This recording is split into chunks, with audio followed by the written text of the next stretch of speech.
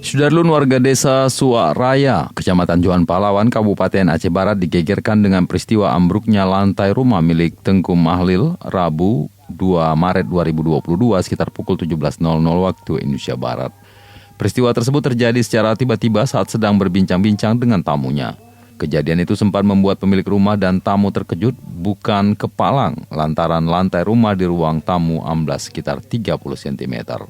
Suara benturan keramik pecah saat kejadian membuat pemilik rumah kian terkejut sehingga informasi terus menyebar luas di daerah itu. Tidak ada korban jiwa dalam kejadian itu selain lantai ruang tamu yang amblas, bagian kamar lainnya ikut retak termasuk bagian dinding retak akibat digoyang gempa yang terjadi pada 1 Maret 2022 lalu. Sementara amblasnya lantai ruang tamu tersebut terjadi 1 hari pasca gempa berkekuatan 5,3 skala Richter. Di ruangan kami duduk-duduk bertiga, tiba-tiba lantainya roboh, runtuh. Apakah di ruang tamu saja? Yang robohnya ya di ruang tamu aja, tapi di kamar juga sudah retak-retak. Kalau dugaan kita ini apa penyebabnya nih? Mungkin struktur tanah dan diperkuat oleh gempa kemarin juga mungkin ya.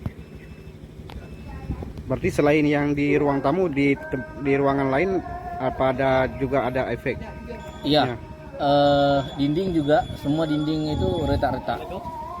Yang di sambungan pintu, kusen pintu itu juga retak-retak semua. Saya di sini sewa. Sewa. Rumah ini. Dari Aceh Barat, Saadul Bahri, Serambion TV.